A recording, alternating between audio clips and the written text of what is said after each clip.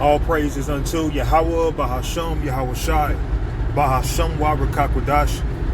Peace, blessings, much respect to the elders and the apostles of Great Millstone, on down to the rest of the elders who rule well within Israel.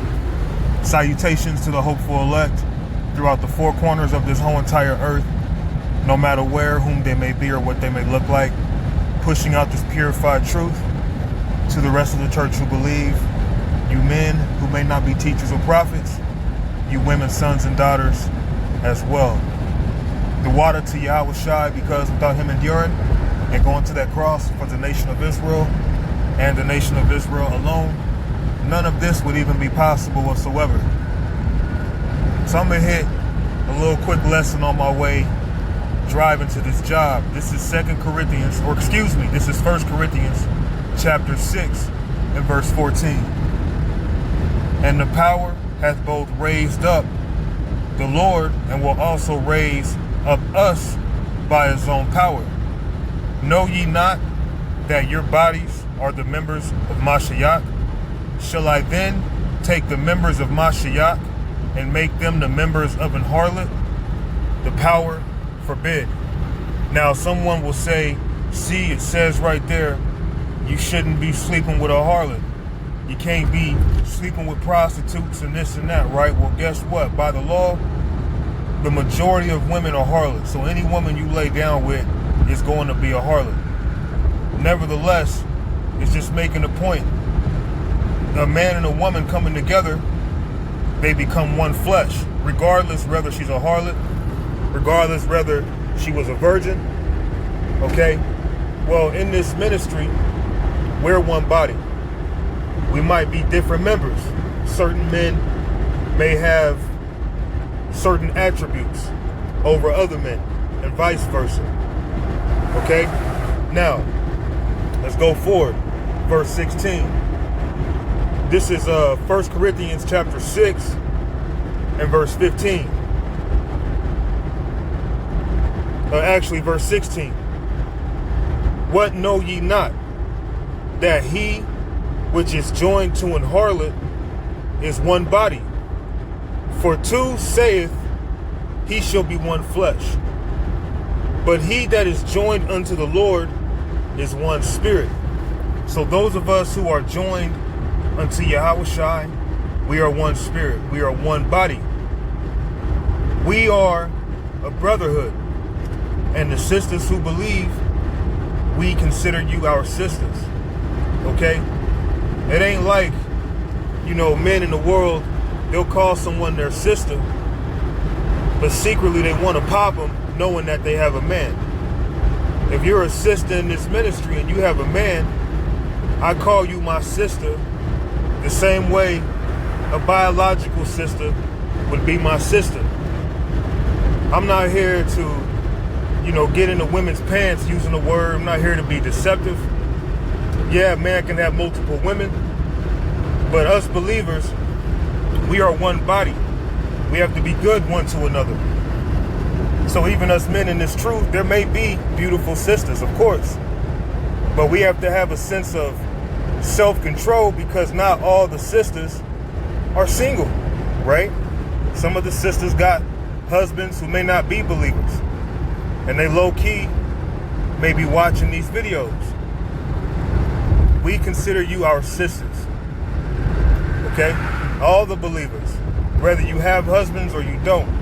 But men in this world, they'll call you a sister, and the whole time they're really just trying to bribe you and get in your Xbox. Anyway, we're one body, we're one spirit, and we're joined together through the word. All right? The Lord didn't call us to be buddy-buddy with everybody. We are one body. We're one spirit. And I used to say it all the time, but really all we have is each other. Those of us in this ministry. You even have men in this ministry who are enemies unto us, let alone the whole world, right? But we have to be joined together through this word. We're one body. We're one spirit. We're in agreement with one another. 1 Corinthians chapter 5 and verse 11. But now I have written unto you, not to keep company, if any man that is called a brother be a fornicator, and that includes you sisters as well, all right? Be a fornicator, or covetous, or an adulterer, or railer, or a drunkard, or an extortioner, with such an one, no, not to eat. But you have men in this truth secretly still kicking it with knuckleheads. And then their excuse is, well, Yahushua, he ate with the publicans and sinners. Yeah, to get them to repent, not to hang out and be a nigga on the block. Okay? Because if you agree with something, you won't mind sticking around. We are supposed to be separated from people who live as such. People serving idols. People, always calls and fights. Always brawling. Can't control their alcohol or their liquor intake. Okay? Lusting after women so damn much they can't have control when it comes to a man having a woman. Now his woman being looked at like a damn piece of chicken. You ain't supposed to be around people like that. But guess what? A lot of these people are our family members. And I still to this day hear certain men talking about they be around their family. I guarantee you being around your family, you're not over there trying to convert them because you figured out they're not trying to listen. They still committing adultery. They still doing all this wickedness. But you going over there every week still, man. Some of you brothers, man, I just kind of wonder, man. I don't know. But anyway, verse 12. For what have I to do to judge them also that are without? Do not ye judge them that are within? But them that are without the power judgeth therefore. Put away from among yourselves that wicked person. So we're supposed to be separating from this world and considering who our brethren and our sisters are, man.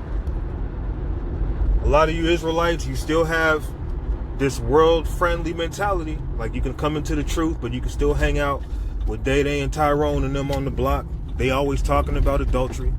But in your mind, well, I ain't doing that, so shoot, I'm good. You got women who claim to be believers. You still kicking it with Trina and Shaniqua, knowing damn well they still sleeping around. They still, drinking and gossiping.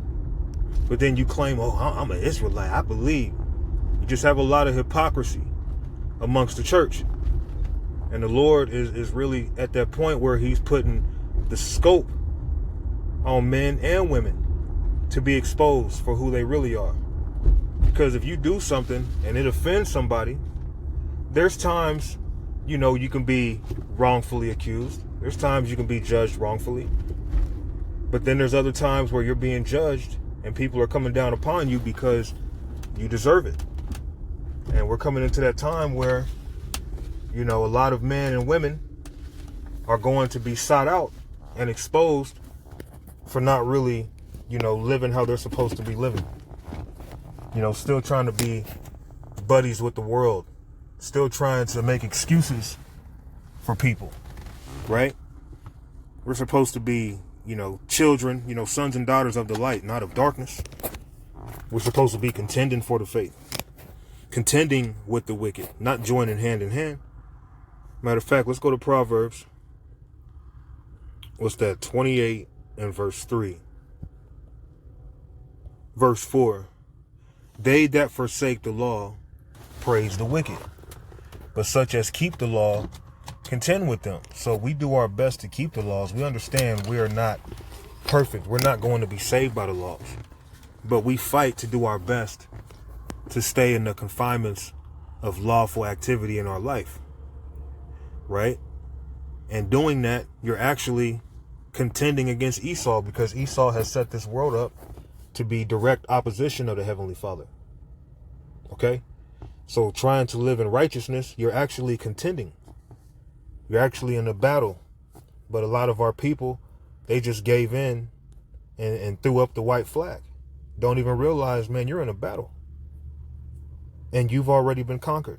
Your spirit has already been conquered because you're joined with them. You agree with them. Okay? You are, who you spend your time around. If you like to be around niggas all day, you might be a nigga. Okay? Every now and again, yeah, you might visit your family. You might have to be around scenarios where you're around these people, such as your job, grocery store, something like that. But to just put yourself in a position as such, it's like, man, maybe you're one of them. That's why we constantly have to consider ourselves. We constantly have to examine ourselves, because none of us are too good, to be overtaken by demons. It don't necessarily mean we're not men of the Lord, but all of us can fall under a demonic attack and, have spirits on us and fog our judgment. Any of us can go through that. Isaiah 31:2. I got to talk a little softer. I'm on the job site, so.